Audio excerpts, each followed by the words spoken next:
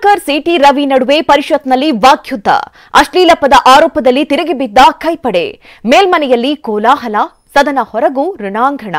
ಗೂಂಡಾ ಸರ್ಕಾರ ಎಂದ Ashok, criminal offence ಎಂದ ಸಿಎಂ. ಈ ಎಲ್ಲಾ ಸುದ್ದಿಗಳನ್ನು ನೋಡೋಣ ಪರಿಷತ್ ರಣಾಂಗಣ ನ್ಯೂಸ್ ಟಾಪ್ 9 ನಲ್ಲಿ.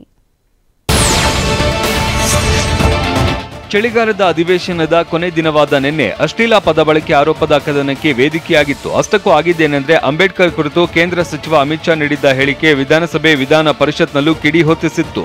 ಬಿಜೆಪಿ ಕಾಂಗ್ರೆಸ್ ಸದಸ್ಯರ ಅಂಬೇಡ್ಕರ್ ಫೋಟೋ ಹಿಡಿದು ಧರಣಿ ನಡೆಸಿದ್ರು. ಧರಣಿ ವೇಳೆ ಸಿಟಿ ರವಿ ಮತ್ತು ಲಕ್ಷ್ಮೀ ಹೆಬ್ಬಾಳ್ಕರ್ ನಡುವೆ ವಾಗ್ಯುದ್ಧವೇ ನಡೆಯಿತು. ಸಿಟಿ ರವಿಯನ್ನ ಲಕ್ಷ್ಮೀ ಹೆಬ್ಬಾಳ್ಕರ್ ಕೊಲೆಗಾರ ಎಂದಿದ್ದಕ್ಕೆ ಸಿಟಿ ರವಿ ಲಕ್ಷ್ಮೀ ಹೆಬ್ಬಾಳ್ಕರ್ ವಿರುದ್ಧ ಹರಿಹಾಯ್ದರು.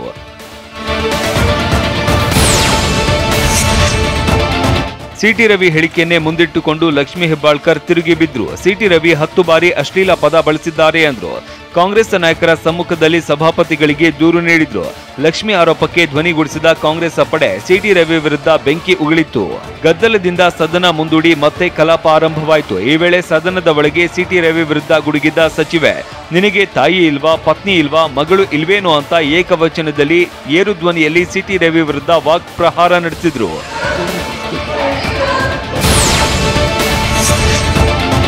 ಸದನದ ಒಳಗೆ ಒಂದು ರೀತಿ ಗದ್ದಲವಾದ್ರೆ ಇತ್ತ ಸದನದ ಹೊರಗೂ ಲಕ್ಷ್ಮೀ ಹೆಬ್ಬಾಳ್ಕರ್ ಪರ ಹೋರಾಟ ಶುರುವಾಗಿತ್ತು. ಮಧ್ಯಾಹ್ನದ ಊಟಕ್ಕೆ ಹೋಗಿದ್ದ ರವಿ ಸುವರ್ಣಸೌಧದ ದ್ವಾರದ ಬಳಿ ಕಾರಿನಿಂದ ಇಳಿಯುವುದಕ್ಕೆ ಮುಂದಾಗ್ತಾ ಇದ್ದಂತೆ ಹೆಬ್ಬಾಳ್ಕರ್ ಬೆಂಬಲಿಗರು ಮತ್ತು ಮಹಿಳಾ ಕಾರ್ಯಕರ್ತರು ನುಗ್ಗಿ ಬಂದರು. ಕಾರಿಗೆ ಮುತ್ತಿಗೆ ಹಾಕಿದ್ರು, ಕೈಯಿಂದ ಗುದ್ದಿದ್ರು. ಈ ವೇಳೆ 25ಕ್ಕೂ ಹೆಚ್ಚು ಜನರನ್ನ ಪೊಲೀಸರು ವಶಕ್ಕೆ ಪಡೆದ್ರು.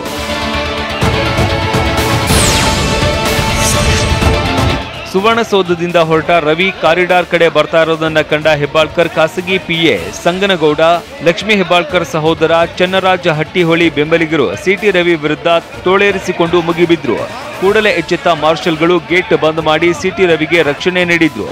ಎಷ್ಟಾದ್ರೂ ಬಿಡದ ಹೆಬ್ಬಾಳ್ಕರ್ ಬೆಂಬಲಿಗರು ಗೇಟ್ ಒದ್ದು ಹೊರಗಡೆ ಬಾರೋ ಅಂತ ಧಮಕಿ ಹಾಕಿದ್ರು. ವಿಧಾನ ಪರಿಷತ್ನಲ್ಲಿ ಲಕ್ಷ್ಮೀ ಹೆಬ್ಬಾಳ್ಕರ್ ವಿರುದ್ಧ ಸಿಟಿ ರವಿ ಆಡಿದ್ದಾರೆ ಎನ್ನಲಾದ ಅವಾಚ್ಯ ಪದ ಬಳಕೆ ವಿಚಾರ ಕಾಂಗ್ರೆಸ್ ಪಾಳ್ಯವನ್ನ ಕೆರಳಿಸಿದೆ. ಸಿಟಿ ರವಿ ವಿರುದ್ಧ ಲಕ್ಷ್ಮೀ ಹೆಬ್ಬಾಳ್ಕರ್ ಅಕ್ಷರಶಃ ಕೊತ ಕುದೀತಾ ಇದ್ದಾರೆ. ಟಿವಿ9 ಕ್ಯಾಮೆರಾ ಮುಂದೆ ಭಾವುಕರಾದ ಸಚಿವೆ ಲಕ್ಷ್ಮೀ ಹೆಬ್ಬಾಳ್ಕರ್, ಘಟನೆಯಿಂದ ನನ್ನ ಮನಸ್ಸಿಗೆ ತುಂಬಾ ನೋವಾಗಿದೆ ಎಂದ್ರು. ಬಹಳ ಮನಸ್ಸಿಗೆ ನೋವಾಯ್ತು. ನನ್ನ ನಾಳೆ ಲಕ್ಷ್ಮೀ ಹೆಬ್ಬಾಳ್ಕರ್ ಆರೋಪಕ್ಕೆ ಪ್ರತಿಕ್ರಿಯಿಸಿರುವ ಸಿಟಿ ರವಿ ಅಶ್ಲೀಲ ಪದ ಬಳಕೆ ಮಾಡಿಲ್ಲ ಅಂದ್ರು. ಫ್ರಸ್ಟ್ರೇಟೆಡ್ ಆಗಿದ್ದೀರಾ ಅಂತ ಹೇಳಿದ್ದೀನಿ ಅಂತ ತಮ್ಮ ಮಾತಿಗೆ ಸ್ಪಷ್ಟನೆ ಕೊಟ್ಟಿದ್ದಾರೆ. ಬಿಜೆಪಿಯವರು ಭಾರತಾಂಬೆಗೆ ಅಪಮಾನ ಮಾಡಿದ್ದಾರೆ ಅಂತ ಡಿಕೆ ಶಿವಕುಮಾರ್ ವಾಗ್ದಾಳಿ ನಡೆಸಿದ್ದಾರೆ. ಮಾತಾಡ್ತಾರೆ, ಏನು ಮಾತೃಭೂಮಿ ಅಂತಾರೆ, ಓನೋ ಭಾರತ್ ಮಾತಾ ಕಿ ಅಂತಾರೆ, ಇದಕ್ಕೆ ಅವಮಾನ. ಆರೋಪ ತಳ್ಳಿ ಹಾಕಿದ್ದ ಸಿಟಿ ರವಿಗೆ ತಿರುಗೇಟು ಕೊಟ್ಟ ಸಿಎಂ 10 ಬಾರಿ ಅವಾಚ್ಯ ಪದ ಹೇಳಿದ್ದಾರೆ ಅಂತ ಪರಿಷತ್ ಸದಸ್ಯರೇ ಹೇಳಿದ್ದಾರೆ. ಇದು ಕ್ರಿಮಿನಲ್ ಅಫೆನ್ಸ್ ಅಂದ್ರು. ಇದಕ್ಕೆ ಸಿಟಿ ರವಿ, ನಾನು ನಿಮ್ಮಷ್ಟು ಕಾನೂನು ತಜ್ಞ ಅಲ್ಲ ಅಂತ ಸಿಎಂ ಹೇಳಿಕೆಗೆ ಪ್ರತ್ಯುತ್ತರ ನೀಡಿದ್ದಾರೆ. ಮಾನ್ಯ ಮುಖ್ಯಮಂತ್ರಿಗಳು ಅಷ್ಟು ನಾನು ಕಾನೂನು ತಜ್ಞ ಅಲ್ಲ. ಈಗೇನಿದೆ, ಈಗ ನಿಮ್ಗೆ ಆಡಿಯೋ ವಿಡಿಯೋ ವಿಜುವಲ್ಸ್ ಇರಬೇಕು, ಚೆಕ್ ಮಾಡಿದಾಗ ಗೊತ್ತಾಗತ್ತೆ.